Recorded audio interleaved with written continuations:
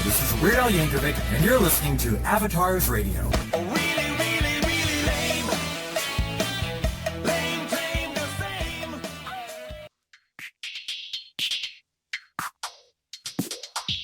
Check this out now!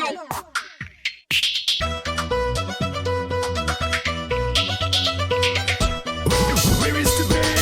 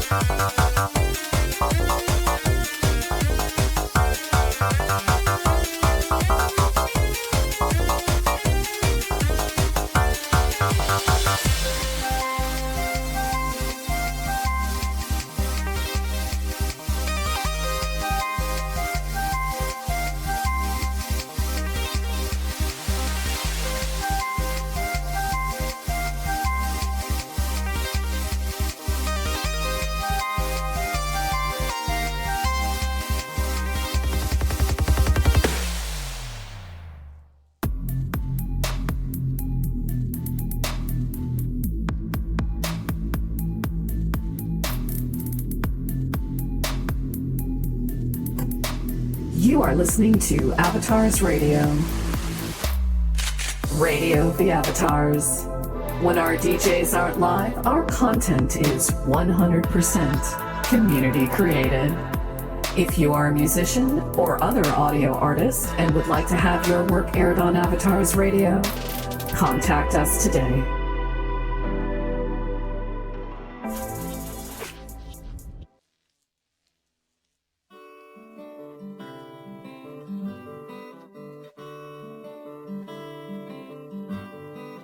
Fly with me, try with me, teach me how to care. I've been alone for too long. I'm already halfway there. Fly with me, try with me anywhere.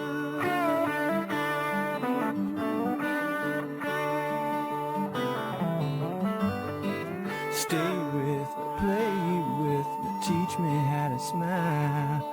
I've been alone for too long. Hold my hand if you get scared. Stay with me, play with me anywhere.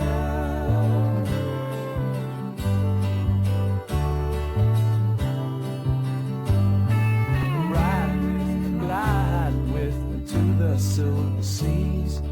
I've been alone for too long. You know the sky could be our bed. Ride with me, glide with me anywhere. Yeah, anywhere, anywhere,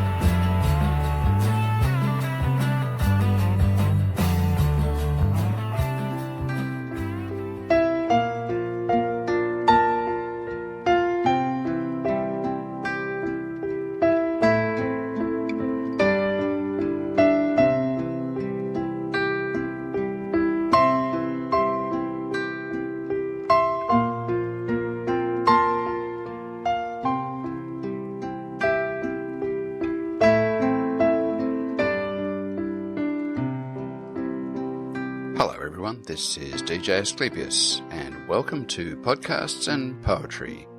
This is the part of our program where we shine the spotlight on the creative talent in our very own Shroud of the Avatar community. So just sit back and relax for some wonderful stories, poems and music.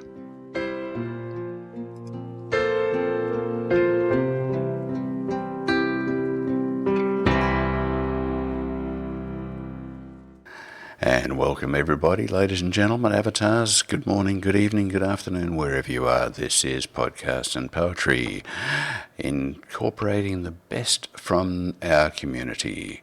We've got some great stories for you today, including a bit of an experiment, so let's get on to that. Here we go. This is Harvest from Andartiana. Hello everyone, this is Asclepius, with the first installment of a wonderful story from Andartiana. It is entitled Harvest of the Shattered Moon. Background music by Smart Sound.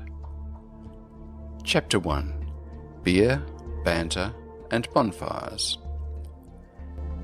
Here upon this hellish fury, death and darkness, hatred's worry, he, the demon of the night, evil desires, wicked frights, tearing apart a human chest, devouring its tasteful flesh, rejoicing in its wicked deed, and loving what it is like to feed. Zazaris thumped her head hard on the bed's headboard, waking herself up from a nightmare. So hard, in fact, she could hear the footsteps of Boniface coming to her room. A delicate knock rapped on the door to the room, and a beautiful alto voice came through the wall. "Is everything all right in there?" Boniface asked. "I am all right, my friend. I see that it is almost 5 a.m. and time to start working on the current batch of beer. I will dress and meet you downstairs in a moment," Zazaris said through a slight yawn. "Are you still having nightmares about that place far away?" Boniface asked. "I am indeed, as always. It is no matter. The dreams will likely haunt me for eternity in one lifetime or another. Do not worry. I will come out shortly, and you can help me forget in the work," Zazaris replied. Boniface trilled, and Zazaris could hear her footsteps walking down the stairs. Zazaris began changing into a pair of her travelling clothes. Today, she would wear a dark blue clothing set. It was one of her favourites when working with Boniface. Zazaris had managed to imbue it with a shield of air, which was very helpful in repelling the water and other materials used to make beer. There were no mirrors in Boniface's rooms above the Bilge and Barnacle Tavern, so Zazaris reached into her pouch and took out a travel mirror she had with her. She looked at her reflection. The mirror showed the same face that had always looked back at her: dark hair, skin, and bright green eyes. Zazaris never aged, which was a gift from her home planet. Zazaris put the small mirror back into her pouch and headed down into the tavern where Boniface was waiting. The tavern was usually a very lively place at night, but at just before 5 a.m. it was empty save for Boniface, who was seated at the long table in the centre of the tavern. Zazaris moved to take a seat across from Boniface. The table was filled with various herbs and supplies needed to make beer, as well as some food Boniface had faced before them to eat for breakfast. Hot steam was rising from the porridge set out in front of Zazaris. Zazaris began to eat the porridge. She found that, while it was warm, it was rather tasteless for her liking, so she reached into her pouch for a health potion and poured its contents into the bowl. "You always like your porridge so sweet. I don't know how you can eat it that way," Boniface said. "Well, it's not as if my teeth will rot out, so I can have it as sweet as I desire," Zazaris said. "Indeed, you are blessed with an incredible rate of rejuvenation. Speaking of which, have you saved your focus to cast Soothing Rain all day?" Boniface asked. "Saving? You jest, Boniface. You know I can cast the spell all day when I am not defending," Zazaris said. "Very good. If you are done eating, we can go round the back and start working," Boniface said. "Yes, I think I have had my fill. Let us get to work," Zazaris said. Zazaris followed Boniface around the back of the tavern. In the early sunlight, the visibility was still low, so Boniface had set up a brewing vat near the lamppost behind the tavern. Boniface's beer was renowned across the world. She had spent many years perfecting her beer's quality and taste. The secret ingredient that made her beer better than anyone else's was the reason Zazaris travelled to Exeter each year. Boniface used the water from Zazaris casting Soothing Rain to mix the beer. The water from the Soothing Rain helped make Boniface's beer taste better, refresh the drinkers, and allow them to drink more, which made for great sales. Zazaris began whirling her hands, casting up large, puffy white clouds above the brewing vats Boniface had set out. Spells after spells after spells, for hours on end, Zazaris filled one vat after another, and Boniface mixed the herbs and boiled the hops. Soon, the aroma of beer wafted all around Exeter. The first batches of this year's beer had cooled by the time the sun was setting. Boniface had hired Felicia, the local beggar, to help cart loads of beer up to a giant bonfire on a hill overlooking the wharf.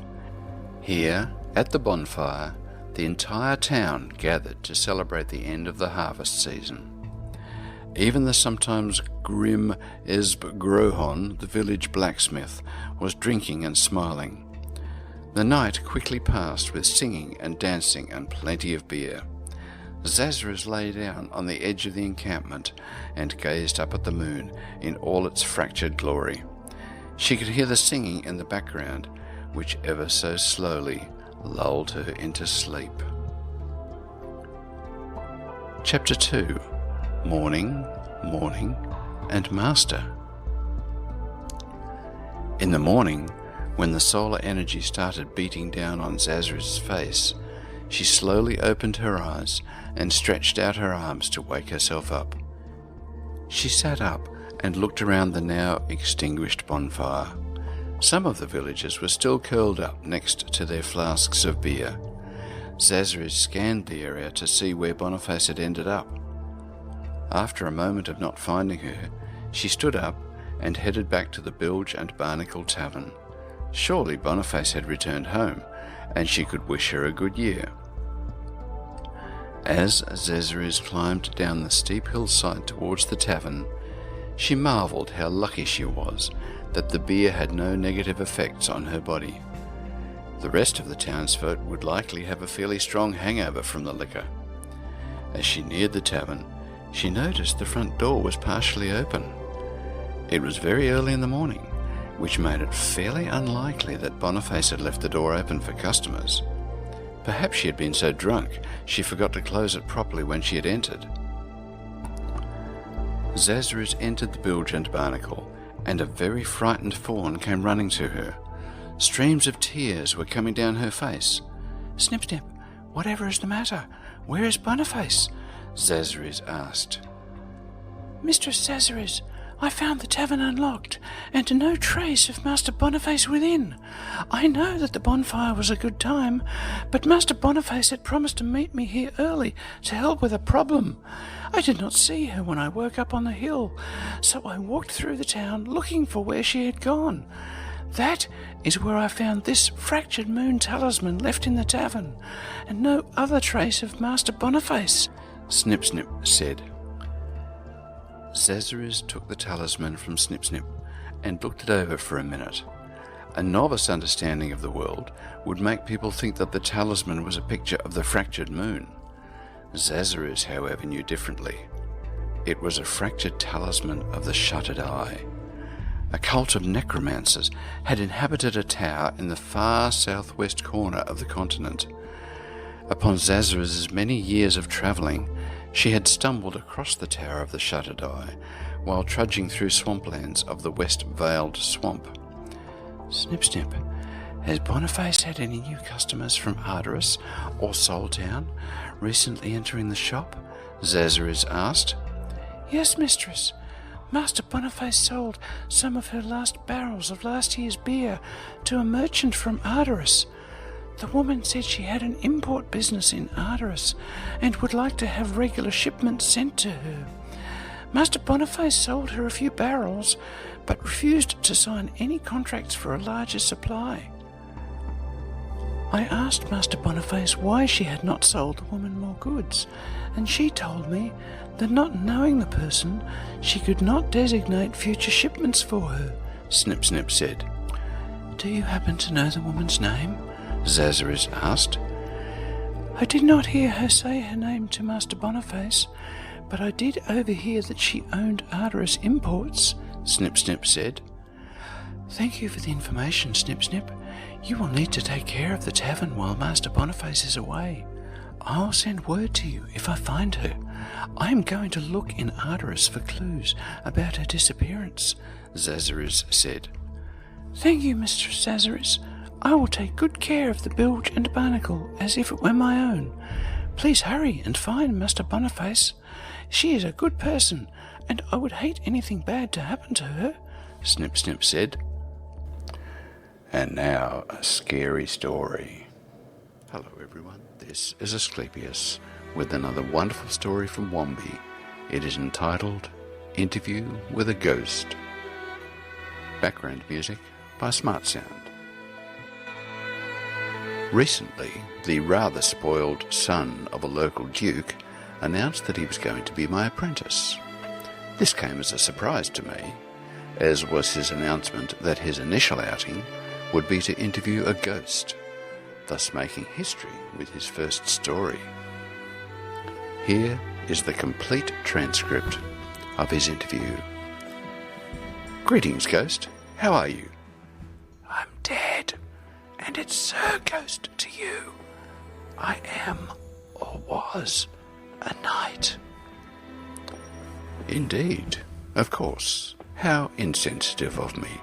Tell me, Sir Ghost, what did you do before you became a ghost? I used to be a writer. So now you're a ghostwriter. For some reason, the interview appears to have been discontinued at this point. The interview notes were sent to me by a person or persons unknown, and the reporter who conducted the interview has disappeared without trace. So be careful who you interview. Okay, next one, The Third Era by Algarin de Carli. Hello everyone, this is Asclepius with another great story from Algarin de Carli. It is the next instalment in this thrilling saga and is entitled The Third Era. The age of the Obsidian War begins. On Wednesday, the 25th of August, the month of promises, the temperate season of summer, at the coming of midday, a new era began. The Third Era, the Obsidian War, 150 to 250 PC. The master of the Obsidian Cabal gathered his armies and marched upon the world.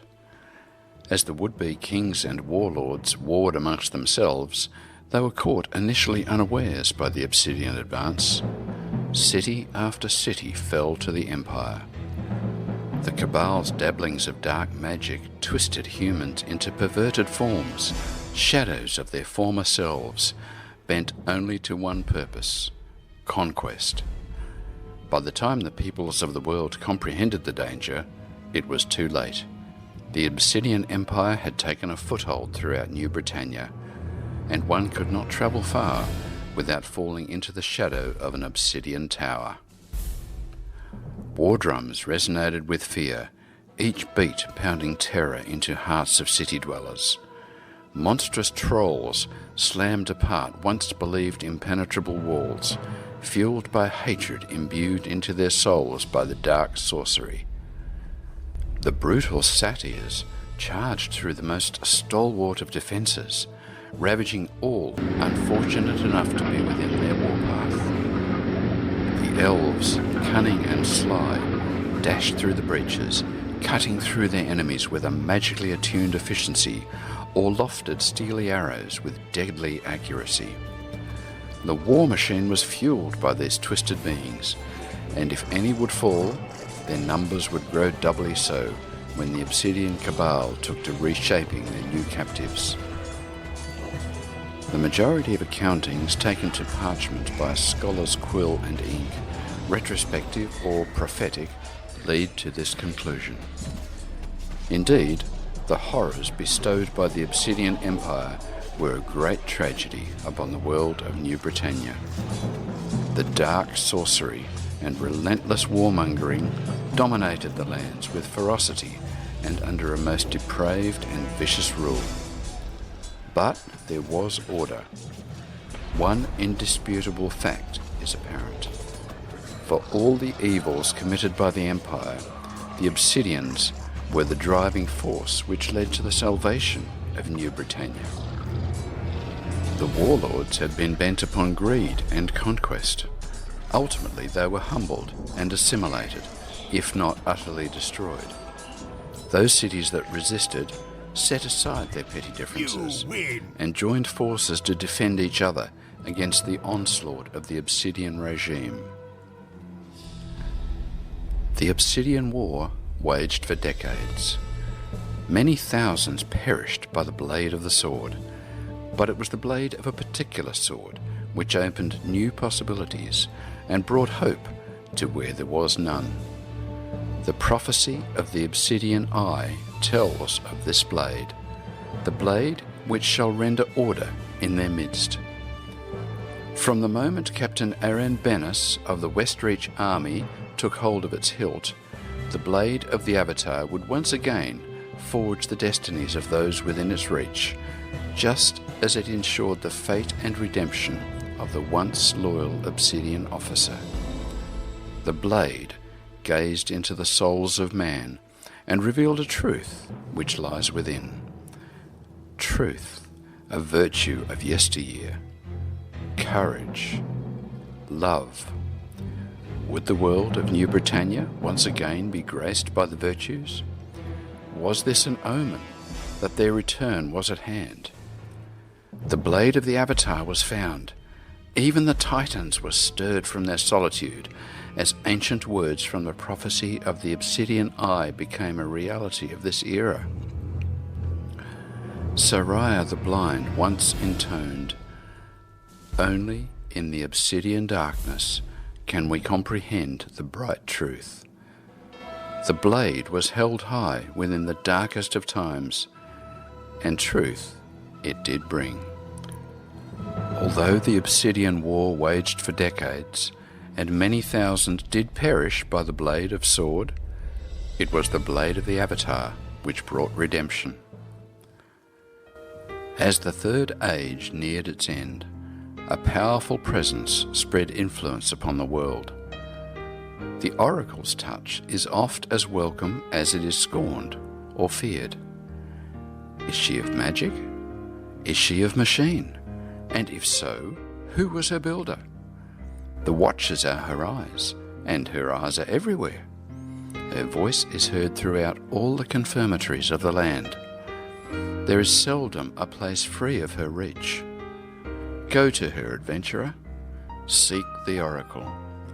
She speaks to all, and if questions trouble you, answers she may provide.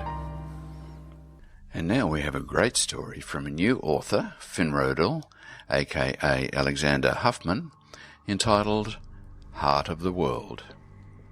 Background music by Smart Sound. The morning light glittered off the pendant as it hung on the lamp. Lexi had woken up before her alarm again.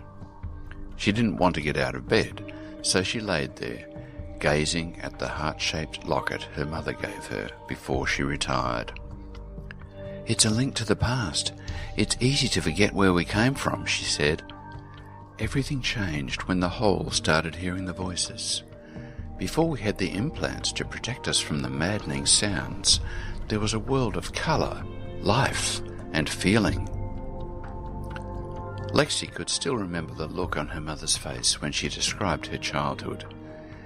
It was like looking at long-forgotten pain, yet she wanted to experience it again.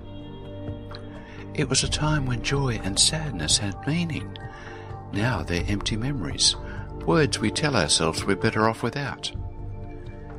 Lexi touched the locket. A strange sense of longing pulled at her, though she could not describe why. Perhaps just beyond that pull, something whole existed, like a real home. Her alarm rang, the impression interrupted by the mechanical sound and following automatic rhythms of her morning routine. Her phone rang shortly after. It was her supervisor. He always called at the same time each morning. She connected her phone device to the implant and answered. Her foreman would always ask the same 3 questions. "Are you healthy?" "Yes." Not that he cared how Lexi really felt, but an unfit worker was a liability and slowed down the workflow. "Will you arrive at 7:30? "Yes." Punctuality meant production times were kept. "Will you report any delays or production failures for your shift?" "Yes." "Your responses have been noted. Goodbye." Minimum interaction, maximum efficiency. She finished her morning preparations. As expected, the workforce commuter bus was on time to each stop. The people that rode with her were almost always the same, sitting in the same places with the same clothing and expression.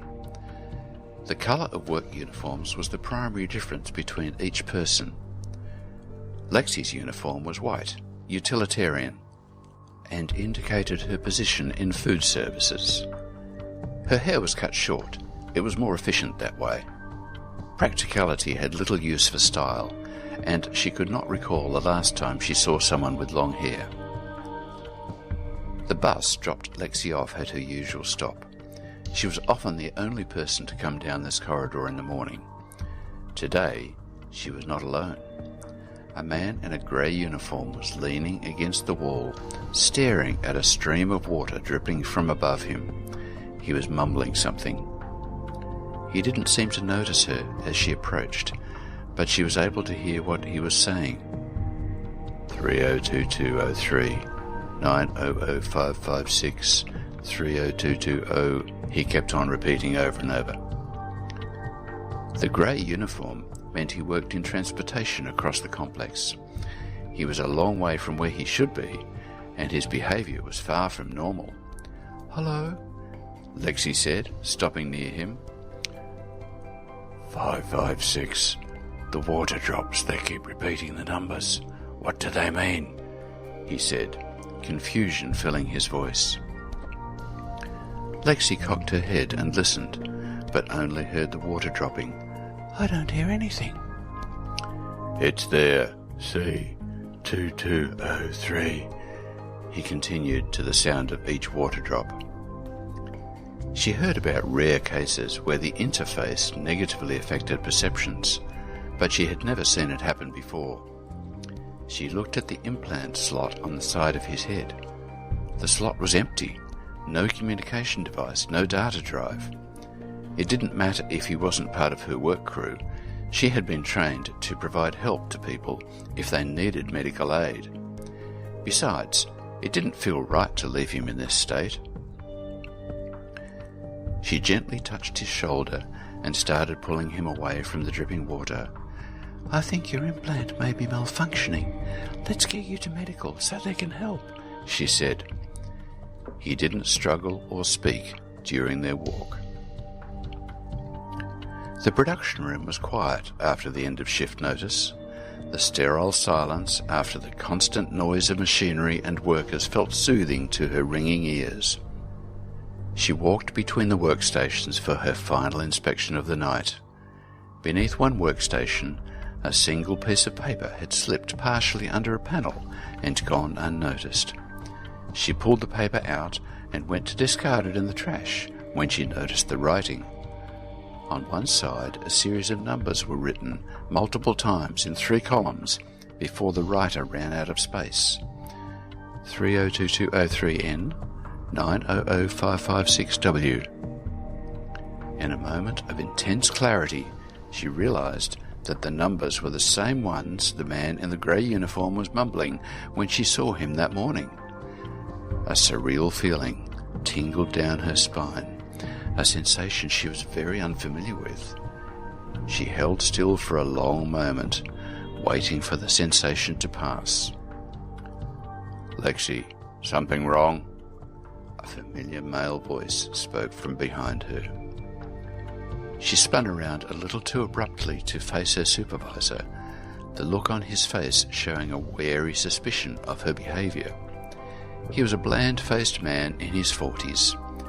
The only distinguishing feature was the pipe whistle he kept in his uniform pocket. No, boss. I just found a piece of notepaper someone must have dropped earlier, she said, regaining some of her composure. What's written on it? Just some numbers. I'm not sure what for, she said, handing the note to him. He looked briefly at the numbers written before looking back at her. You sure you don't know what they're for? The intensity of his gaze was surprising. Was he testing her? Yes, boss. He looked at her for a few long moments. I'll talk to you in the morning. She nodded and left the production room, trying not to break into a run or even a swift walk. Lexi woke early again. The sunlight cracked through her window, glinting off the heart pendant and into her eyes. That same strange fascination with the locket absorbed all her attention as she stared into the reflected light. Her thoughts again drifted from her memories of her mother to the strange events of the night before. The thoughts and feelings filled her mind completely as she felt pulled into that light. Without thinking, she let herself flow into a dreamlike trance. All around her were pathways of light flowing along channels that curved, split, and angled away from some massive central point. She looked into that nexus of branching pathways, her vision adjusting to its brightness. She realized that she was seeing a massive tree, its branches reaching upward and outward, carrying the light into distances beyond. A small vine of light grew from the ground beside her until it touched her outstretched hand. The warmth of it filled her body with a sensation like she belonged there. She gazed into that thread of light that now gently curved and grew up her arm and saw something in its brightness. Numbers. A message. 30.2203 degrees north, 90.0556 degrees west. Return home. She recognized the numbers as coordinates. The message is simple enough. She must go wherever the coordinates indicated, and soon. Her phone rang, ripping her from the vision and making her jump. It was her supervisor, on time as usual. She couldn't work today. She had to find what this all meant. "Hello," she said tentatively. "Are you healthy?" the voice asked in his usual dry tone. She knew she would have to lie, but this was important, and she needed to do this. "No," she answered, but felt her voice sounded weak and unsure. There was a pause before he answered. "You're not the only one." "I'm sorry?" she asked, not sure what he meant. "It's the numbers, right?" She breathed in sharply. Another lie to keep him from reporting to medical seemed prudent, but she dismissed the idea. He had never caused her any grief when she had issues or problems, even if they were her own fault. She owed him the truth, especially since he knew something was going on. "Yes." "I can hear them in the tones of your voice. What does it mean?" he asked. "I don't know yet, but I think I can find out." "Okay, please let me know if you find it." "I will, I promise," she said. She hadn't felt the need to make a promise before. It felt right. She grabbed her locket, placing the chain around her neck. It was time to go. The trees rose up all around her, their branches reaching overhead like a tunnel of emerald green. The coordinates led here, down a long-forgotten road, and past buildings nature had claimed decades before. She would have found it beautiful if it weren't for the buzzing noise in her ears. The further she walked, the worse it became. Her head began to pound in rhythm to her footsteps, and she slowed to a shuffle. An eternity of head-splitting noise later, she collapsed to the ground. Why was she here? What was she meant to do? The thoughts disappeared into the drowning static of her current existence. "Help, please," she whispered, a plea she knew would not be heard, but she didn't know what else to do. She felt as if the noise and pain would kill her. "I can't do it. I can't." Tears flowed freely, both from the despair she felt and the pain in her head. She was about to give in to the pain in hopes of dying when the light hit her face. She covered her eyes as a new wave of pain washed over her. Through the cacophony of her senses, she began to hear something else, a faint whisper reaching out to her, touching her mind. She opened her eyes again and saw her pendant laying in front of her, the light once again reflecting from its surface. In the tiny lances of light, she could see the numbers and message once again. 30.2203 degrees north, 90.0556 degrees west. Return home, she whispered, and repeated each time she saw the light carried across her vision. Like a mantra, she spoke the message again and again. She crawled toward the source of the light, the plants and brush thicker with each movement, tangling her hands and legs. Within moments, she became impossibly entangled in the vines. The more she struggled, the faster it caught her. The light disappeared, and she felt fear. "No, I can't breathe," she gasped, but struggled in vain. As soon as her vision went black, the world exploded out in front of her.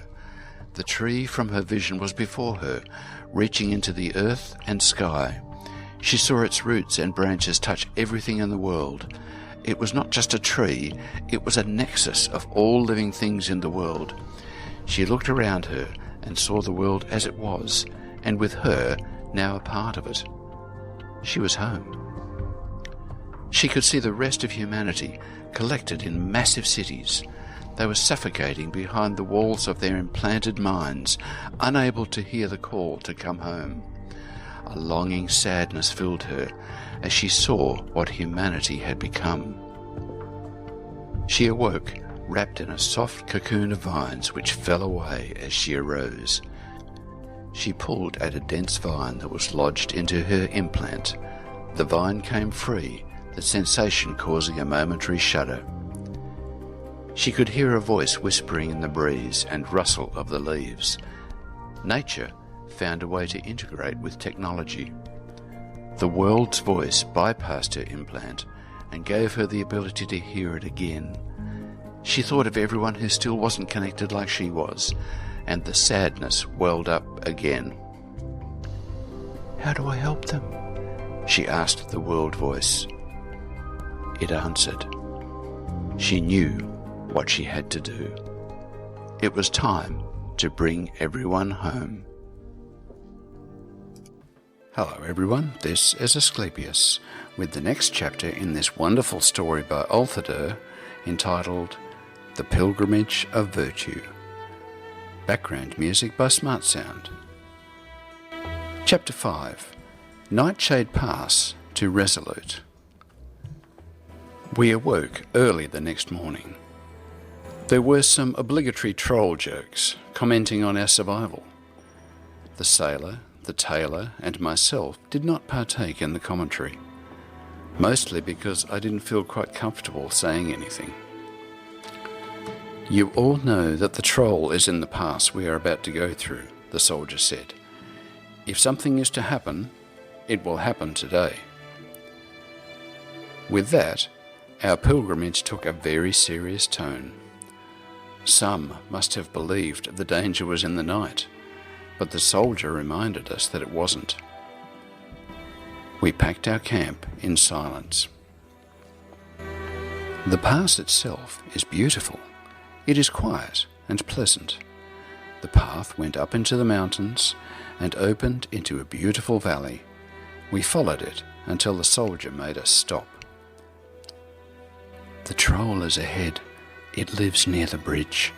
If we are lucky, we can simply walk past. If not, it will be on the bridge, and we will have to wait for it to decide to leave," the soldier said quietly. The tension in the group was high. No one spoke, even though the surroundings were calm and beautiful. Other than the soldier's words, we had no reason to be frightened. The soldier went forward, cautiously, down the path to scout the bridge. He returned a short time later and said that we were clear to go. "We must remain quiet and go quickly," he reminded. The bridge was an ancient stone bridge crossing a river that came from the surrounding mountains and emptied in a lake that dominated the valley. I wish I could have stopped here and described it more, but the threat of the troll kept us going and focused on that. Perhaps one day I can go back when there is no longer a troll. There was a loud gasp from the cook. Then the soldier drew his sword and told us all to run. The troll was walking towards the bridge from a path on the right. We all ran onto our own path, turning left. The soldier walked towards the troll. "Go, I will join shortly," he said. We all went, the scholar and the smith helping the elder move quicker than normal. We rounded a corner and were out of sight and sound of the soldier and troll. There was a wall of rock and woods between us. We all stopped and argued between waiting for the soldier to return and leaving to save ourselves. "His sacrifice is valiant and seemingly necessary," the smith said. "If we wait, it will be for nothing. The troll saw us. It will come when it finishes with the soldier." "We wait," the tailor said bluntly. "I am not leaving without one of our own.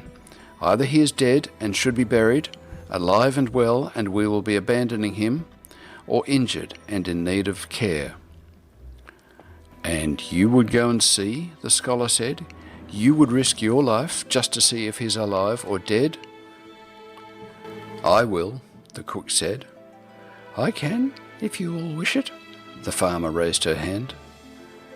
There was a small argument before it became clear that the cook and farmer were not going to change their minds. They were going to go back for the soldier. "They are going to die, same as the soldier," the smith said, as they walked off and turned the corner beyond our sight. "There is no reason why we shouldn't wait for them and the soldier," the elder said. He was sitting on a rock behind the group, catching his breath. "I still have hope, as we all should." "We will give them a fair amount of time, but we shouldn't have to die because of hope, if there is no hope," the smith said, crossing her arms. We waited in anxious silence for the smith's fair amount of time. Before she could comment that we should go, the farmer came around the corner, raising a hand high and coming forward quickly.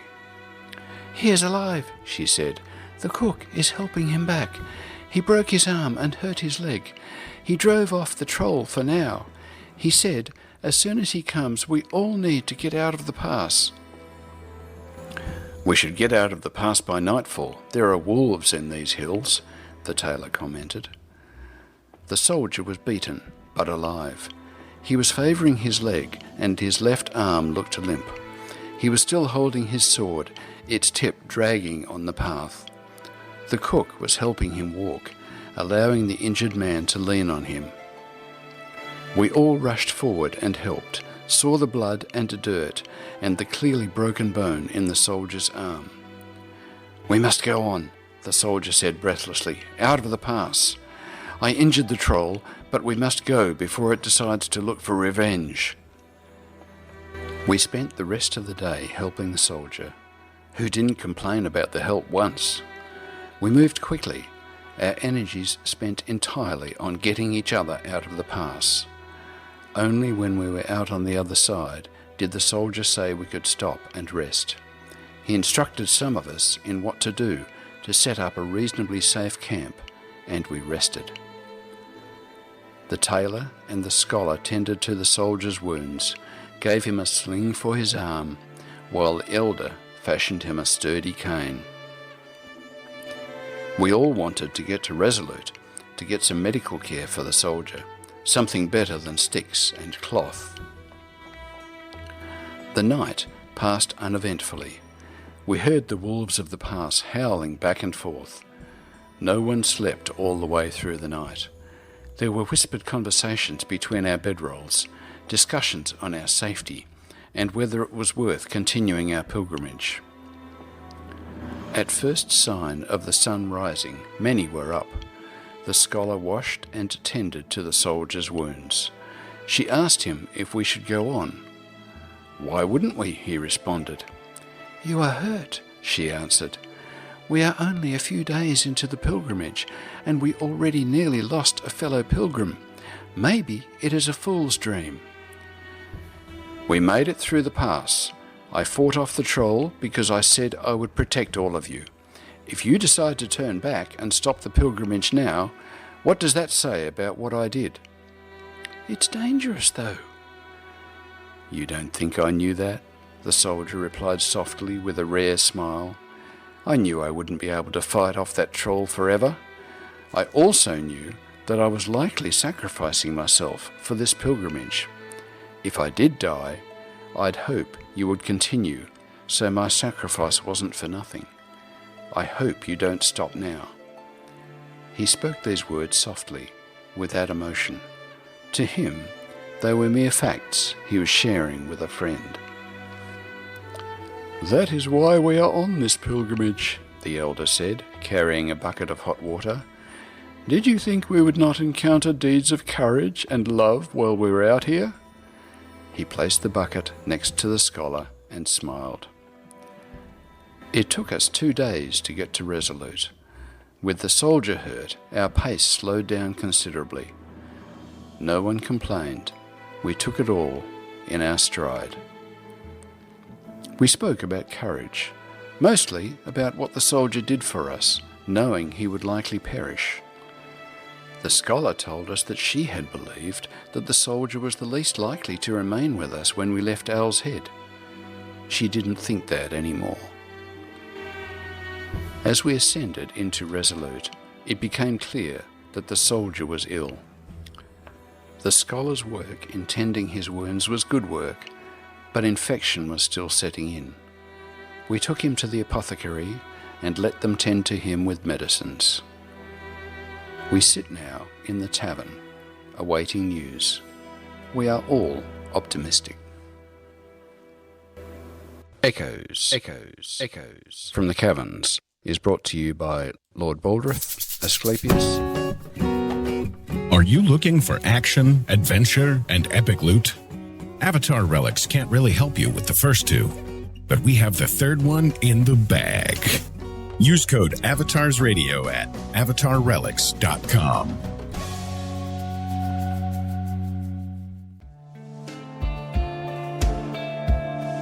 You are tuned in to Avatars Radio, independent, chaotic community radio of the Avatars broadcasting inside MMO games.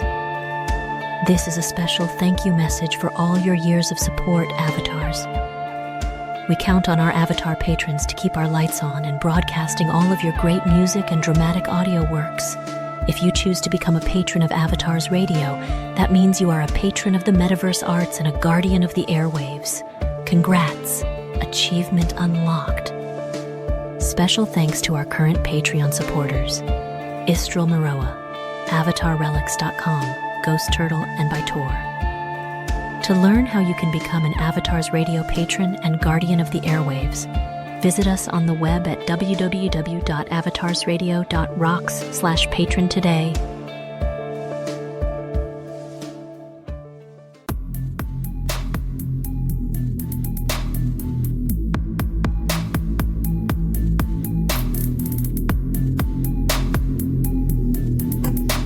You are listening to Avatars Radio. Radio of the Avatars. When our DJs aren't live, our content is 100% community created. If you are a musician or other audio artist and would like to have your work aired on Avatars Radio, contact us today.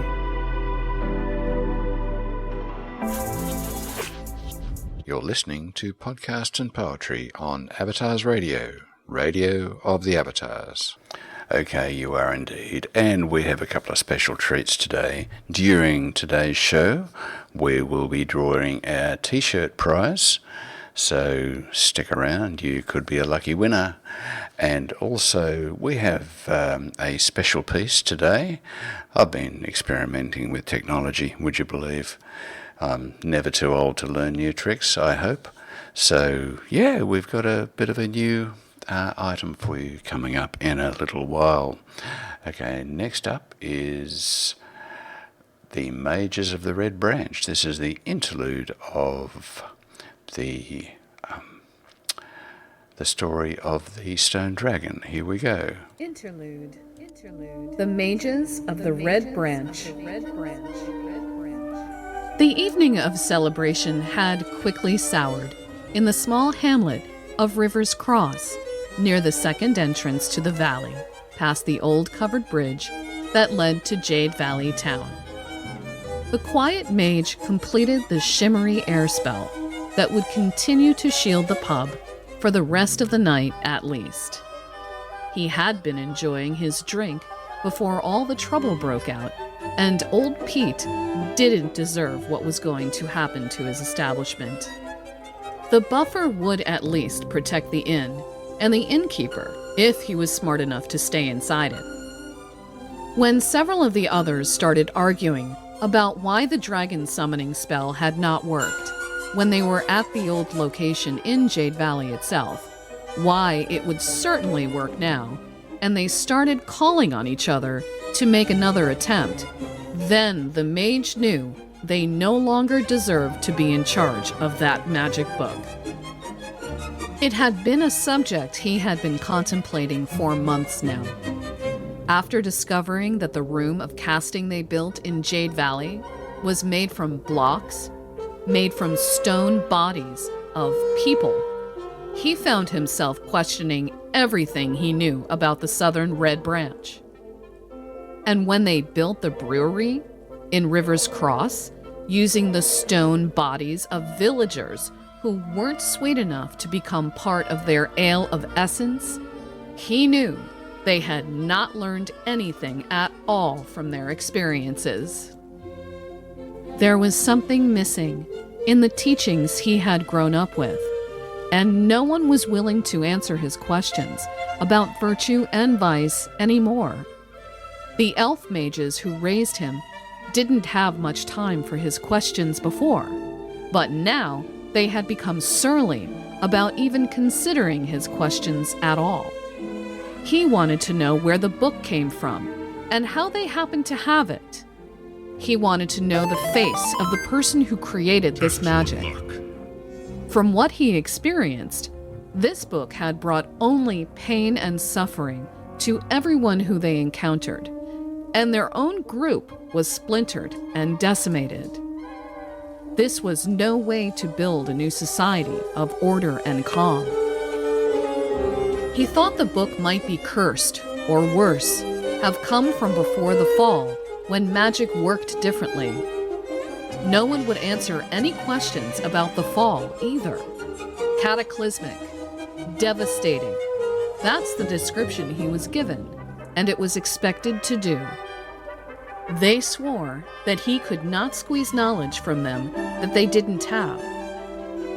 He knew something was wrong with their logic and their thinking, but he had no way of determining what it was, and no one in the Cabal would help him search for the answers.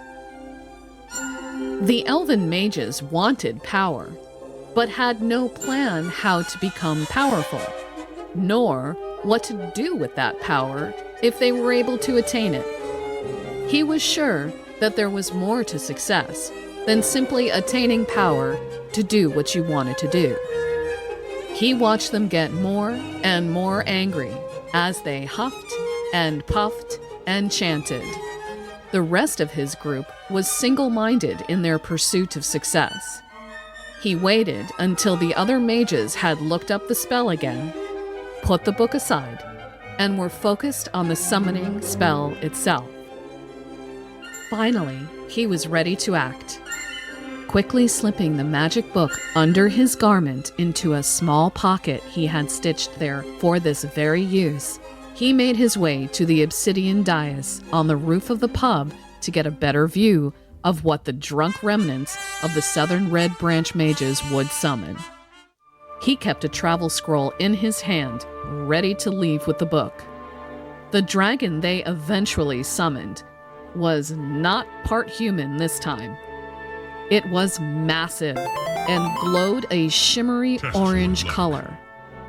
It wanted nothing to do with any of them. It was bent on destroying those who summoned it and anyone else who came in its path. Its struggles against the drunk mage's control did not waver. It turned and attacked the hamlet time and time again. Fire rained down, and the buildings in the hamlet soon smoked and flamed. The billowing smoke attracted attention as it became obvious that the fire was spreading. Within a short time, folks all the way from Jade Valley started arriving to fight the fire. Someone quickly dispatched back to Jade Valley to beg for assistance from the few outlanders and townsfolk who could battle a dragon too. After the dust and fire and rain of the battles subsided, everyone left gathered to find out just what had happened. Jade Valley townsfolk found the remnants of the mage's brewery and potion shop. They learned that the essence in the ale the mages had been experimenting with in their basement brewery was made from the remains of the townsfolk who had disappeared from Rivers Cross Hamlet. Whether it actually gave eternal life was difficult to tell without testing. No one was going to test the brew. It was destroyed. They tore the brewery down and obliterated any trace of the evil the elven mages had done. The few elves who remained alive were shackled and taken to the Jade Valley jail to await trial. The dead were buried, and the fires raked over until they were cold. The mage watched all while hidden in plain sight on the rooftop of the inn.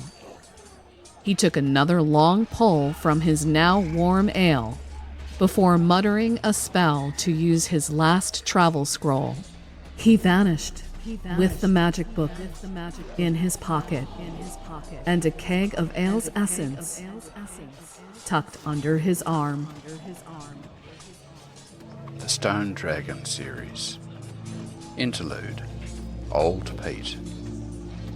Nearly a decade later, at the Dragon's Breath Inn in Rivers Cross, close to but across the river from Jade Valley. Sitting in the old Dragon's Breath Inn several years after his adventures in the area, Phoebus was enjoying the peace of the quiet afternoon after his leisurely walk down to the valley.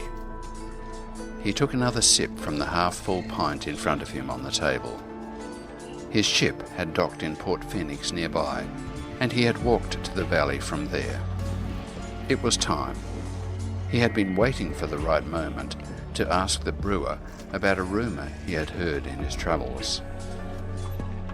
When Phoebus finally asked the question, old Pete was thrilled to tell the story to another passerby. It wasn't often that anyone asked him for a story anymore. It wasn't often that anyone travelled this way into the valley anymore either. Rivers Cross was a quiet little hamlet once, before those strange elves using magic showed up out of nowhere. They became the darlings of the village. There was even dances out in the square once in a while, and me old Uncle Clarence used to play his accordion for them. That was before the residents all started disappearing, like, one by one. No one really noticed till there was only me left tending the bar. I don't mind, really, but it gets kind of lonely all by myself. I gets travellers now and then. People like yourself travelling into or out of Jade Valley sometimes stop here to catch their breath before the long hike out of the valley. There's not much to see now, but Rivers Cross was once a right gem of a hamlet. Old Pete took another sip from his whiskey. Seems you're interested in hearing more about my little pub. It's called the Dragon's Breath Inn because of what happened the night the elves left town. Well, I'll tell you, but I warn you now, it's not a pretty story, and it doesn't end well. He stopped to sip again from his drink, and then went on. It all started about a decade ago when those elves showed up. They sauntered into town like they knew where they were going and had the money to pay for it, you know what I mean? It was the stink of magic that gave them away, and I don't hold truck with no magic. I didn't pay them no mind as long as they paid for their drink in gold and didn't get too uppity. Soon they had some of the other residents building a sort of temple for them. Somewhere they did their whispering and magicking. It used to be over down the lane, but it ain't there nowadays. Leastways, I ain't seen no one around there for a while now. Not since that night they all got drinking that special ale they'd been promising that they were making for everyone in the hamlet. Old Pete tipped his glass to Phoebus again before swallowing. They built themselves a brewery and set up doing little magic spells for folks to speed healing or add a pox to an enemy, you know. Regular stuff like that. Well then, after a while, they were in here one night whispering. Always whispering. But that night they was pretty excitable. Giddy almost for that lot. They was discussing the finished product they had made. An ale. And not just any ale. Something special that had never been thunk up before us. Ale of Essence, they've been calling it. Ale of Essence? Now them is some fancy words for that swill. There was no reason for them to be so dang excitable about it. It didn't taste right to me at all, and I spit it right out. But then mages told me that it would give me everlasting life if I drank some. I don't see no difference. Though I rightly am still alive, so it must be working, eh? He stopped to cackle a bit to himself over his joke before going on. Anywho, it was a mostly dark and stormy night. We was all huddled around the bar and trying to stay warm. You know the kind of night I was talking about. And after a few pulls from their special cask, them elves started arguing who was the better magic user. You can imagine that it ain't my place to get in the middle of angry drunk mages, so I just stayed back here and sort of hid behind the hutch over there. They was casting spells and drawing funny shapes in the air with their wands, and soon enough they got serious. That's when I got scared. Real scared. They wasn't fooling around anymore. One of them decided to try to do a spell big, and the others were shouting at the caster to stop, because, and I quote, "We didn't get it right even with the whole group of mages in the temple." It didn't convince the mage to stop, and they just kept chanting and tossed some old bone on the ground in front of the inn. The other one, that one that was with all them elves but was human and still a magic user, you know, the quiet one, well, he started a different chant, and I could feel the hairs on my arms rise up and let me know there was trouble. Big trouble. The quiet one's chant put a shimmer around the pub. I ain't never seen nothing like it afore. Then the shrieking started, and the fires and the roaring and the fires. Them fires was something, all right. He paused again, lost in thought. He sipped a while at the cup he nursed in the crook of his arm while he spoke. I looked out of that window over there and saw the shadow of the creature fly over us.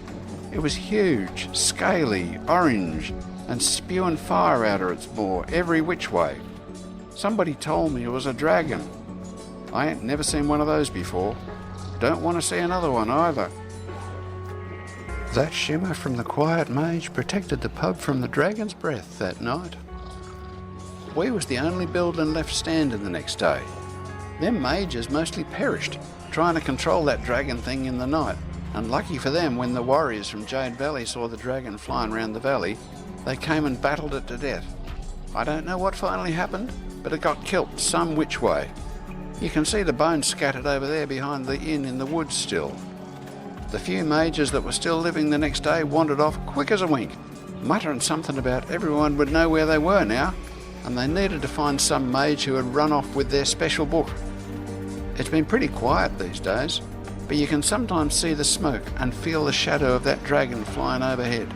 I reckon that shadow thin is looking for them mages even still.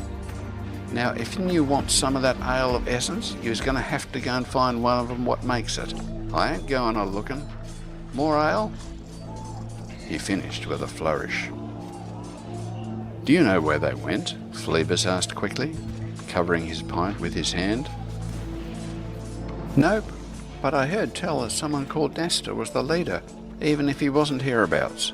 Maybe yous can ask him. Come back on in for a visit sometime, won't you? Old Pete waved as Phoebus downed the rest of his drink and rose to leave. Okay, now brace yourselves, everybody. This is me fiddling with technology. Here we go. And now we have Black Rose 21, the continuing story of Belladonna Rose as she explores this new land of Novia. Morning came too soon for me. But it was a peaceful sleep, for once. As I tugged on my boots and grabbed my gear, I made my way down the stairs. All was quiet inside except for the snorting and snoring of the passed-out patrons. Even the bard was snoring in a chair in the corner. The innkeeper was nowhere in sight, but there were rolls on the counter. So I grabbed one and tossed a coin next to the platter. The young girl I met the night before was standing near the tailoring tent talking to a man there. I assume it was his tent. She smiled as I walked closer. All the stalls were starting to open. The usual you see in a small town. Vegetables, fish, and the tailor. There in the corner was a wagon. And there stood Julia waving at me to come closer. As I set my gear down at my feet, she smiled and handed me a small cloth bag. It was rattling inside with tins and thick glass bottles. I looked inside and smiled.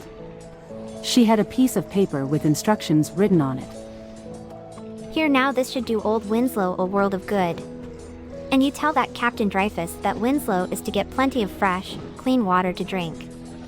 Smiling, I put the bag in my saddlebag. There are some fresh, clean bandages in that bag as well. I know that good-for-nothing Timothy won't part with his fresh and clean cloth for bandages. I am surprised any of those folks up there in Owl's Head are still with the living. I laughed softly at her commenting on the folks in Owl's Head, when it seemed those in Kingsport weren't in any better shape. And be sure Dreyfus reads them instructions. Can't trust that man to give the proper doses needed. Yes, madam, I will for sure. She patted me softly on the shoulder and smiled. Working my way back to my horse, I noticed he had been fed and freshly brushed out. Looking about, a small boy came from behind a building. He walked straight up to me, hand outstretched. Old Joseph in the tavern said you'd be paying me for taking care of your horse. I am here to settle up. Laughing at his casual stance, I slipped a coin from my pocket and handed it to him. Patting him on the head, he smiled. Thank you kindly, ma'am. No, thank you. Right, nice job you did for my companion. That ain't no compan, whatever you called him. That is just a horse. Nay, young fella. He is my friend. The young boy laughed and walked away, mumbling to himself. Friend? Whoever thunk of a horse as a friend? With a sharp whistle, the boy turned. I tossed him another coin and he eagerly caught it. You be sure to not spend that all in one place. No, madam. I be taking this straight home to my mother. Thank you kindly. And then he was off running between the buildings. As I made my way back through the market area, I stopped at the tailor's tent. Handed the man some coins and gave him instructions to send some clean clothes to the girl in the tavern. She looked like she needed a new dress for sure. Might I know your name, miss? None the likes of you come through here for a long while. Belladonna Rose is my name. I live in the town of Night's Watch, not far from here. Leaning back, he smiled and slapped his leg. Not sure what that all meant, but I am guessing it's a good thing. I bade him a good day and made my way towards the bridge. It would be a good afternoon's ride up to Owl's Head. Just before nightfall, I made my way to the gates and up the road to the guardhouse on the hill. This time I went through the back gate. Better than cutting through the town below. Entering the building, the guards all sat around chatting and drinking. One would think they would be out on patrol or some such. I approached the captain and gave him the bag from Julia and her instructions. He smiled and immediately started unloading the bag. I went to check on Winslow. He was alert and seemed to be feeling a bit better. But I could see he was still in pain. The captain came with fresh water and a small vial and spoon. Gave the old man a dose of medicine and some water. I ordered one of the guards to get some cheese and bread and milk if he could find it. Then I left instructions on a small meal for Winslow and bade them all goodbye. Astor laughed and slapped the table. Well, my girl, you sure do know how to make impressions on folks. I bet them folk in Owl's Head rue the day whenever you ride into town. Laughing at him, I nodded. They weren't too happy with me up there, that is for sure. I guess I will make my way into Kingsport and talk to Julia. See what she thinks about my wanting to learn more. Seems to be a good idea to me. And I wish you all the luck in the world. But this old man has other things to tend to. By the time you get back to town, I will be on a ship to Sentinel Stand. Might be I see you in Kingsport before I leave. You will, you scamp. I will help you pack and haul your goods to the docks and see you off right and proper." We both laughed and got busy building crates to get him started. After a week, we finally had his belongings packed and loaded and made our way to Kingsport docks. There he paid handsomely for the dock workers to load his belongings on a grand ship moored at the end of the dock. He had paid for a new ship and crew to make the journey. I stood on the wharf and watched as he made his way up to the ship's wheel and waved to me as they set sail. He had handed me a scroll. And when I opened it I saw it was a sea chart, giving me directions to the new lands of Mistrender, and marking the road to Sentinel. Scribbled on the bottom of the map he wrote, "Do not fear for me as I am going home. A home that is here for you if you need a rest or change. You are always welcome here, as I know I am always welcome in Night's Watch. Take care of our town, my Black Rose. I know you will." This piece was produced with the aid of AI from Revoicer, featuring the voices of Penelope, Kayla, Rob, Axel, and Warren. Musical background from PGN Music, and sound effects from Freesound. Production notes can be viewed on https://advertiseradio.rocks/production notes.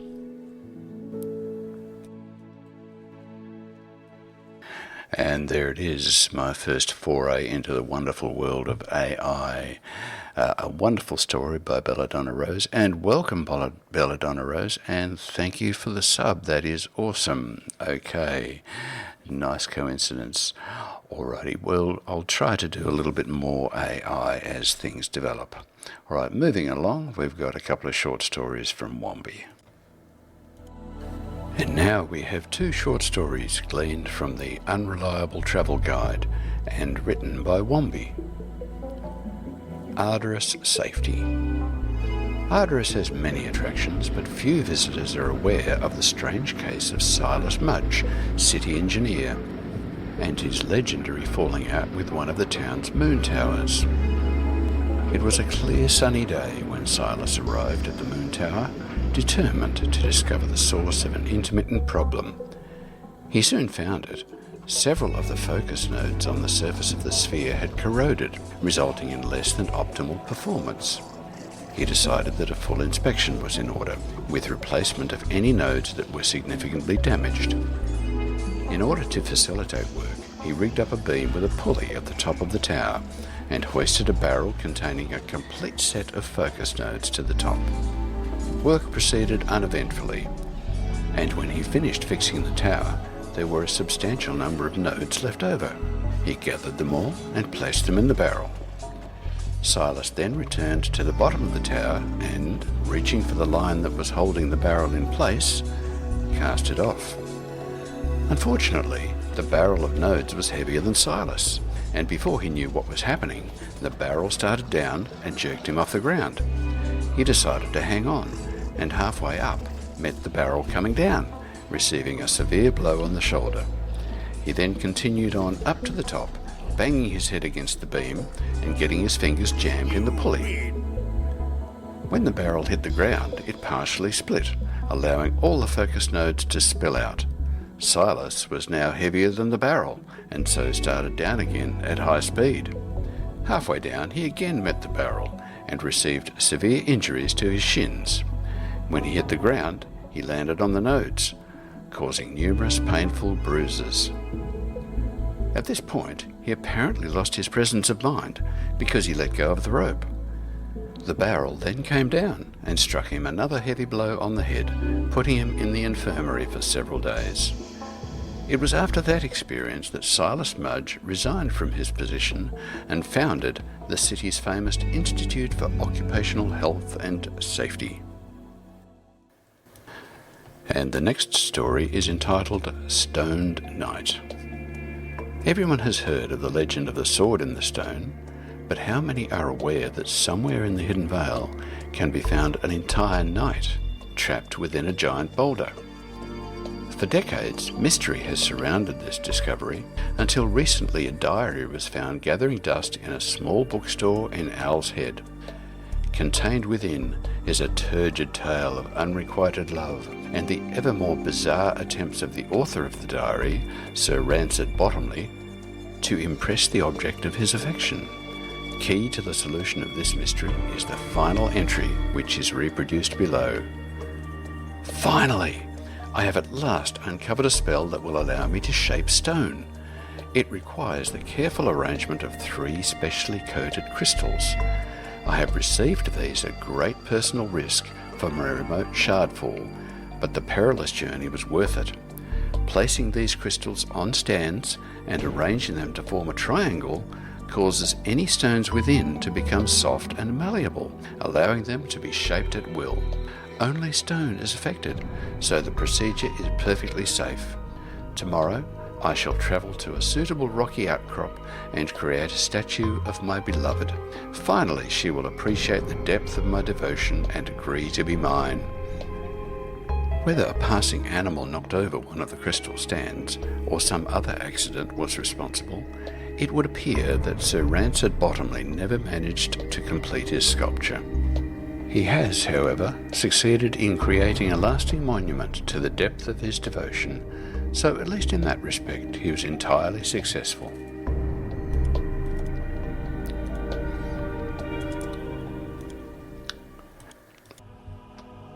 Hello everyone, this is Asclepius, with another chapter in the thrilling story by Lendrick. It is entitled Rise of the Ravagers, Chapter 5. Background music, Lowland Invasion by Smart Sound. Chapter 5. Fields of the Dead. Midmare Fields, south of Madras. The skeleton knight shambled towards Lendrick Dawnfire with a quickness that surprised him. Quickly raising his shield to fend off its initial blow, which left Lendrick's arm vibrating from the force, Lendrick ducked and spun, bringing Lightfire his gleaming enchanted sword in a searing arc, severing one of the dead knight's legs off from the knee and causing it to topple. Dancing quickly out of reach, the skeletal knight made another futile swing of its rusted axe that glanced off Lendrick's plate mail boot. Spinning around, Lendrick brought Lightfire down at the neck join, between the half-faced rusted helmet and top of its rusted chest plate, severing the head and causing the undead creature to move no more. They just kept coming. Lendrick had rallied his contingent of the Knights of Novia to journey into Midmare, as there were reports of a practicing cult in the old Sokoth ruins near Blackblade. Burdock's knights were dedicated and swore to root out darkness and evil no matter where it may crawl and hide. They didn't expect this onslaught, though, of undead from the old battlefield. There was definitely some dark magic at work here. It sure is getting hot as well, unnaturally so, Lendrick thought out loud. Perhaps some more dark magic. Glancing over to his old friend, Burdock, a cleric of Gaia, to see how he was faring, and had to suppress a smile to himself. Burdock was definitely in his element, his mace rising and falling in a mad fervour as he moved from undead to undead, bits of bone and flesh flying in all directions. A mace was certainly more effective at smashing undead than Lendrick's longsword. However, Lightfire was precious to him, and they almost had a special bond together. So, while Lendrick may take out one skeletal knight to Burdock's 5, Lendrick would not part with Lightfire over his dead body. "How's fare thee, old friend?" Lendrick yelled to Burdock, the other Knights of Novia swarming and dancing around, spells flashing and undead dying. Again. "I've never been happier, my friend. This is what I live for. We'll smash all these hellspawns and then take the castle," Burdock bellowed back with a mad glint to his eyes. "Aye, my friend, I'm sure you will. I might just break for some tea then, if that's okay," Lendrick replied sarcastically. "Fine by me. More to smash. Save me a cup, though." The last word yelled louder as another zombie's brain was crushed by Burdoc's falling mace. Lendrick moved on to the next, his gleaming plate armour and shield raised high. This was the life, vanquishing evil, saving lives. Burdock never felt more alive than right now. It wasn't all fun and slaughter, though, Lendrick thought more somberly, as the next three ghouls charged. Lendrick remembered a time when he had first met Burdock, and the tragedy surrounding his friend's past and their initial time together. Lendrick had known Burdock since they were children, over 10 years ago, when Lendrick was only 10 years old, and his family had moved to the village with the newly built church. The old church had been burned to the ground by a raiding party of kobolds. Kobolds were hideous, goblin rat-like beasts that walked like men and would attack and slaughter anything in their path. Well, the village had been in their path, and the church did not survive. Nor did Burdock's parents, who were seeking refuge in the church when the kobolds set it alight. Luckily, Burdock was able to crawl out the rear through a small window, too small for his parents, and had to watch as they went up in flames. The church was completely destroyed and eventually had to be rebuilt, much like the village folks' faith. Burdock swore an oath to the cross that day that he would seek vengeance for his parents, but, befitting their memory, would study and train as a warrior cleric of the Church of Gaia. That was when Lendrick first met him. The new church had been finished, and Lendrick's priesthood training had begun. Lendrick and Burdock became fast friends, being of similar age. Lendrick was keenly interested in the warrior priest training, however, enjoyed the battle a bit too much, without the tempered hand of a cleric. The head priest, nevertheless, saw potential in Lendrick. Lendrick was sourced out to a cadre of warrior priests to further teach him in the martial arts of priesthood and to don the armour of a warrior of light. Lendrick spent years of intensive warrior training and arduous study of the codex and edicts that govern the church.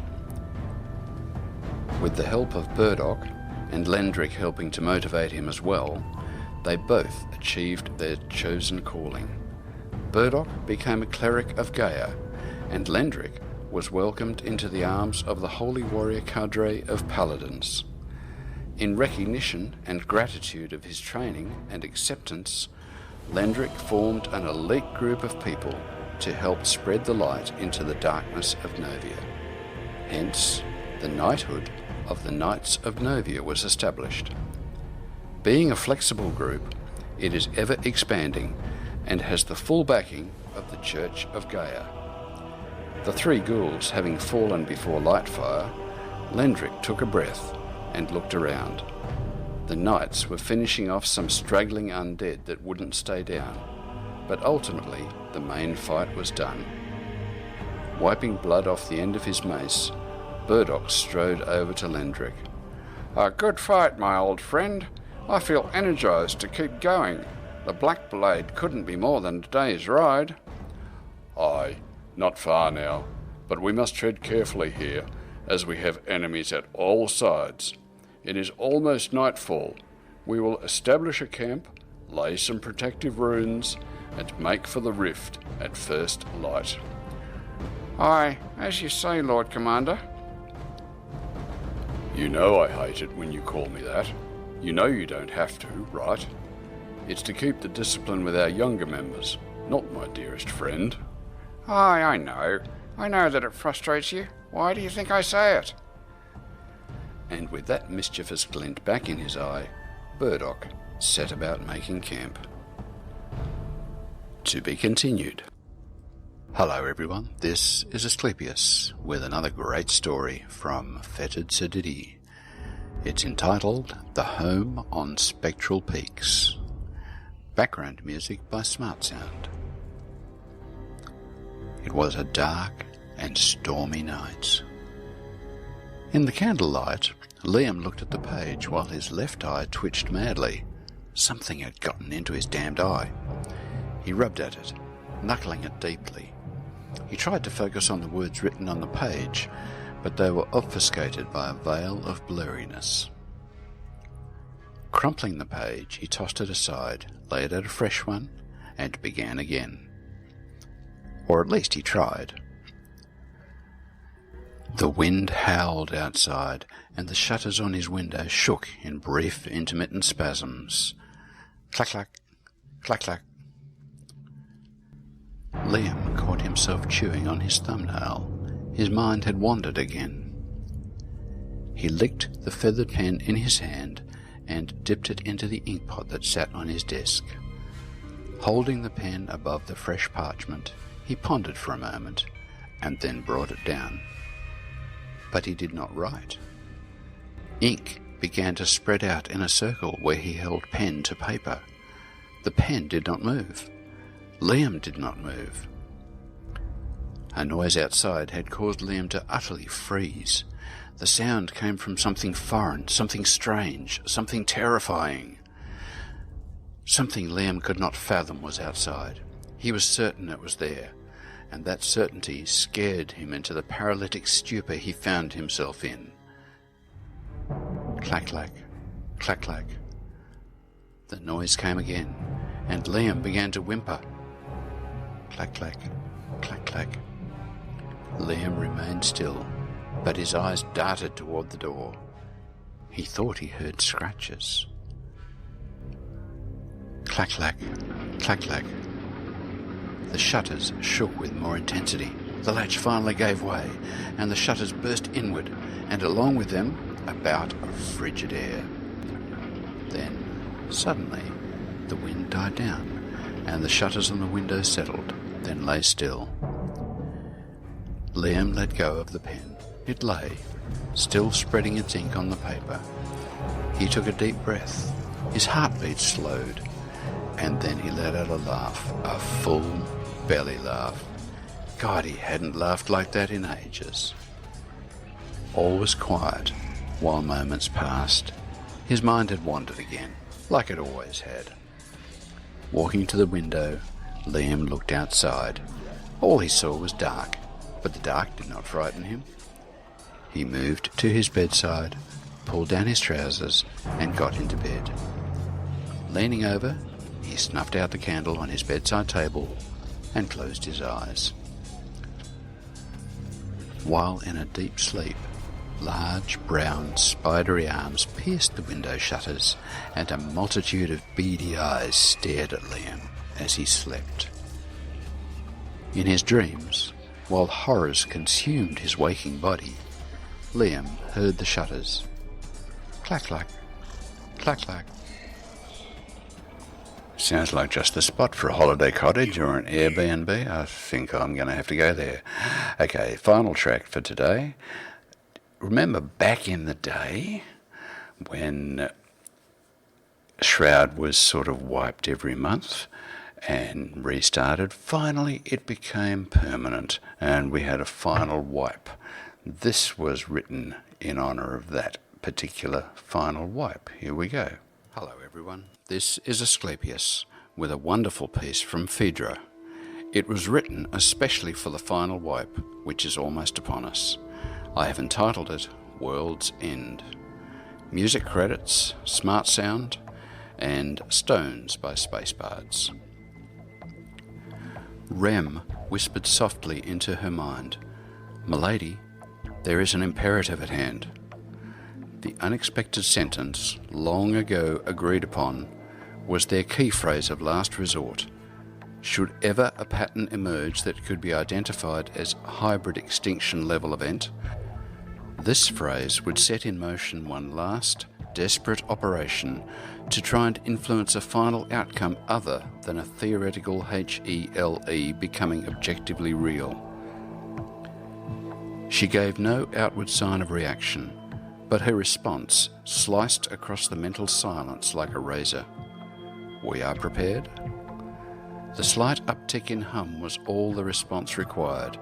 She smiled genially and rose to speak to her guests. My friends, colleagues, fellow outlanders or no, be welcome here." With a languid sweep of hand, she gestured to the double doors, and they quietly rolled outward, the outdoor social area becoming an attached courtyard in the process. "The feast, festival, and fellowship await you. Be free with your indulgence, and speak your innermost secrets to those for whom you care, for the end of days is here." In a unanimous voice, the crowd of guests lifted their brimming flutes and returned the ancient ever-welcome between the people and their liege lady or lord. "In death, as in life, your grace has brought us to peaceful places. Therefore, in death as in life, we shall follow you, e'en in our lowliest dread, as into and under the shroud we fall." The bard, taking his cue, took up the final stanza of the liege and the people, the community, and they sung solemnly along with him as one voice, heedless of class or caste, bereft of benefit here, on the last day, all as one, rising and falling in fervent, soulful verses. "Here now we feast, we honour the life that was. Here now we fete and fest, we celebrate those who came before, and the nights we last had once upon a time. We fellowship. Here now we care, coddle, and cuddle our many flickering loves, children and creatures and parents and lovers, and mayhap enemies as well." The song quavered into nothingness, and it was then you realize you never heard the song. It was a simple flutter in an otherwise feckless wind, touching you briefly before careening into nothingness, as all things eventually do. That said, if all had passed into nothingness, who are you? How could you possibly know that song? The woman across from you smiles and gestures her harmlessness as she invites you closer. The circle of stones is somehow comforting. You wonder why as you move closer.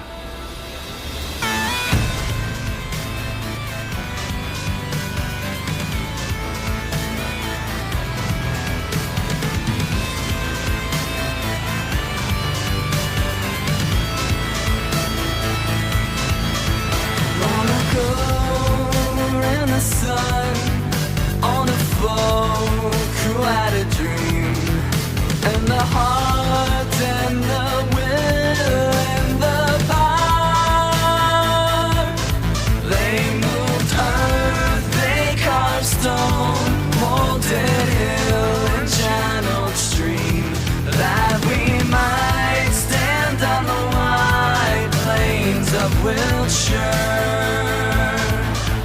Now men asked who they were, how they built, and wonder why, that they wrought standing stones of such size. What was done 'neath our shade, what was prayed 'neath our skies, as we stood on the weird plains of Wiltshire. Oh, what secrets we could tell if you'd listen and be still. Rid the stink and the noise from our skirts. But you haven't got the clue, and perhaps you never will. Mute we stand on the cold plains of Wiltshire. Still we loom in the mists as the ages roll away, and we say of our folk they are here, that they built us and they died, and you'll not be knowing why, save we stand on the bare plains of Wiltshire.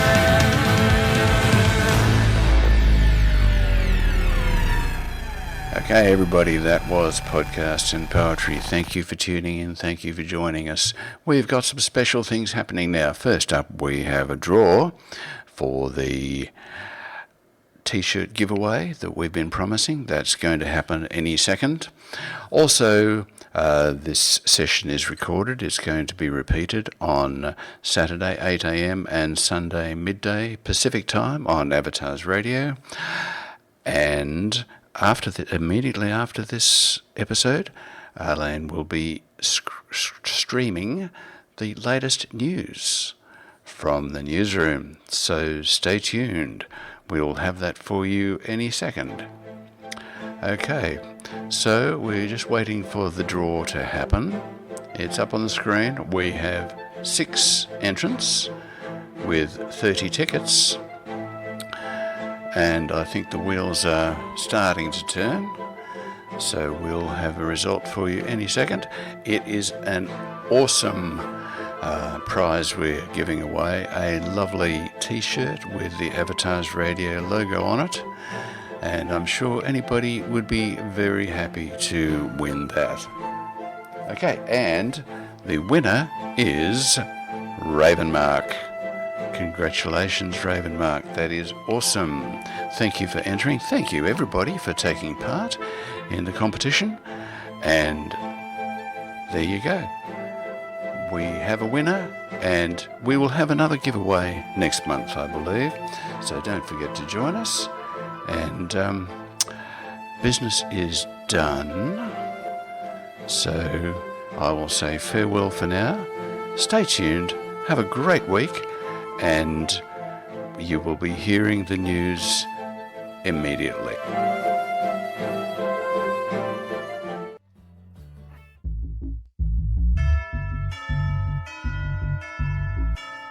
This is Avatars Radio, news on the hour. Give us 10 minutes and we'll give you the metaverse. Today's news can be found on the web at avatarsradio.rocks/news on the hour. Good day, Avatars. These are the stories for Tuesday, April 2, 2024. I'm Asclepius reporting. In today's local news, dive into the monthly release fishing contest orchestrated by Rajizel and Governor Diablotin from now until April 24th. Anglers are invited to cast their lines in salt water at Rajizel, Sorenfields, Alia, Nevonshire, Fishing Expedition, Leonard, Arderus and Grusk for trophies and kotos. For PvP action, head to Brave Coast. Tackle lava fishing at Rajizel, Sorenfields, Flare Minamoto's dungeon in Duanor, Leonard, Inselberg Wastes and Nevonshire. Catch the longest fish in these spots and mail your catch to Diablotin. Wins are based on length, not weight or number. No botting allowed. You can mail prize donations or enter your town in the contest by sending a message and 500 kotos to Diablotin. Towns must match the contest's water type for inclusion. Gear up for the next round, which will start on April 26 and feature fetid water. Anglers, be sure to watch the official Shroud of the Avatar forums for monthly updates. Flare Minamoto has created a new contest where participants must collect sets of armour crafted by Flare Minamoto, Vivian Locke, Justin, Ali Oop and Temujin. Find and turn in complete sets to win. Pieces include farmer leggings, a band hat and shirt, and cloth boots and gloves. The first participant to collect all 6 sets wins, with runner-ups and special bounties for the first complete set submissions. Booby prizes for non-winners and participant trophies for all. Submit by mail to Flare Minamoto or drop off at their lot in Duanor by April 20, 2024. Be sure to watch the official Shroud of the Avatar forums for full details, updates and new bounties. The Lightbringer Isle auction holds monthly auctions every last Sunday of each month at 9 a.m. Pacific Standard Time. To sell an item, contact Hemnew Lightbringer on Discord. Drop it off with details at the auction house or mail it directly to Hemnew. Include a starting bid and reserve price if desired. Items will be scheduled to ensure a diverse selection on offer with a 10% sales commission. Reserve prices protect seller interests, ensuring items don't sell below set minimums. Items are collected by the Friday before the auction. Payments to sellers occur within 48 hours post-auction. Buyers face penalties for non-payment. Respect and fairness are mandatory during auctions with no price debates allowed.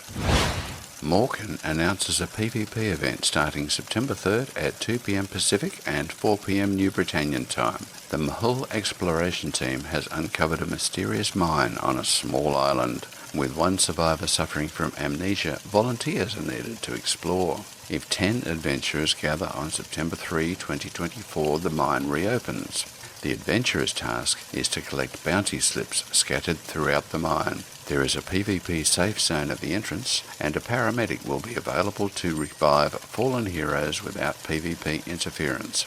Morgan asks for honour in the safe zone and towards the paramedic. Curious about the results? Visit the music hall for refreshments and event results.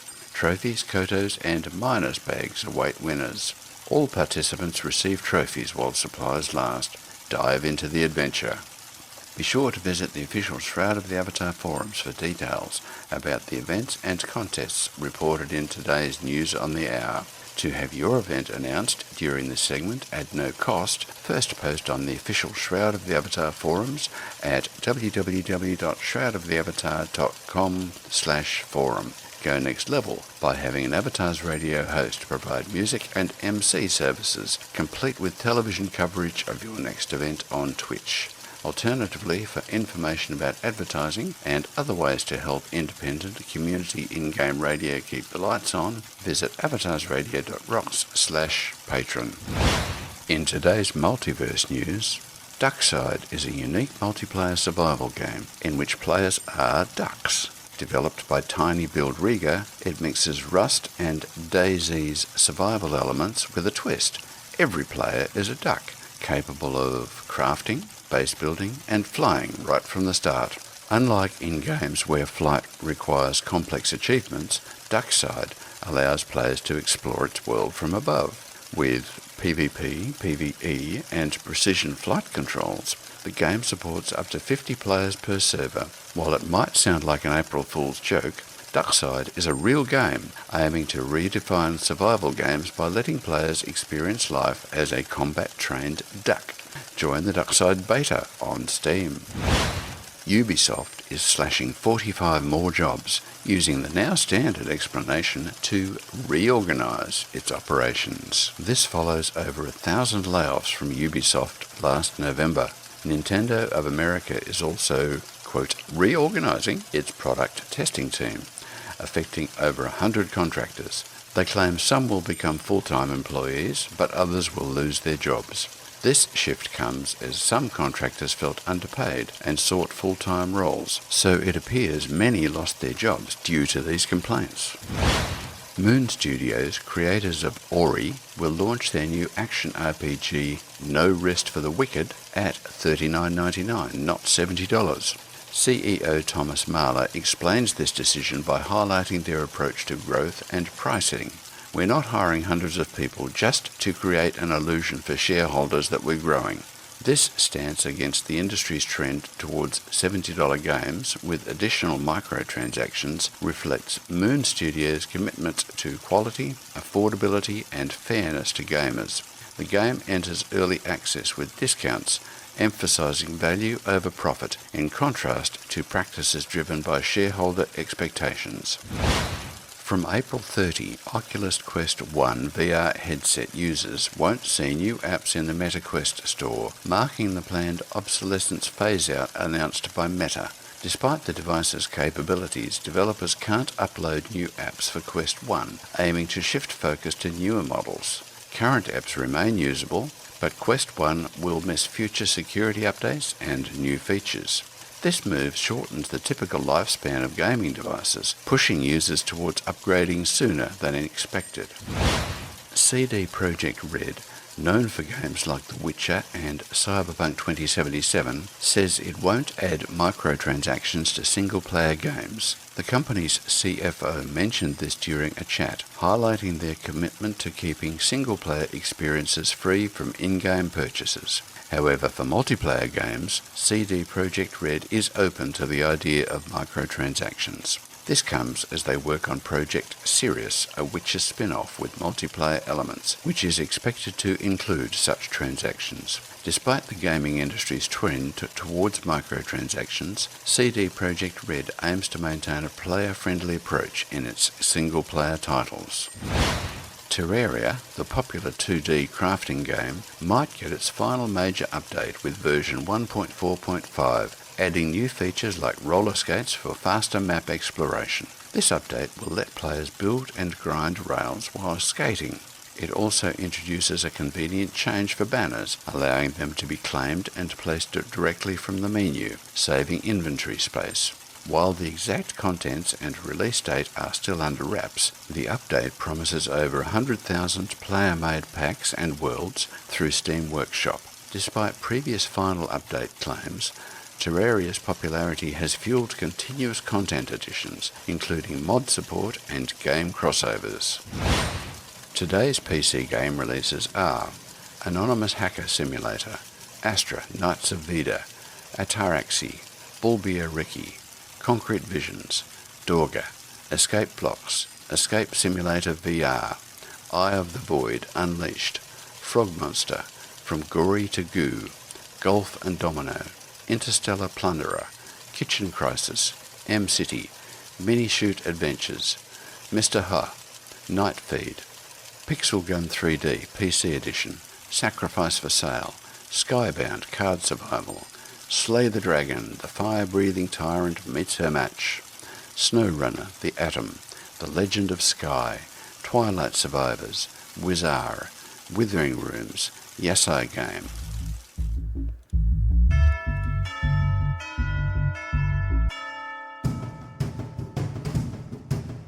That is all the news on the hour for this hour, broadcast at the top of every hour.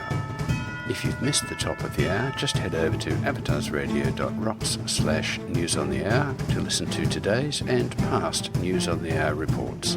Listeners can also discuss the news in each report's comments section. Avatars and developers can submit local news and event announcements for broadcast at the Event Coverage Service Desk on Discord. You are tuned in to Avatars Radio, independent community radio of the Avatars, broadcasting inside MMO games, on the web, simulcasting DJ-hosted live shows and player and developer in-game events live on TV at twitch.tv/avatarsradiorocks.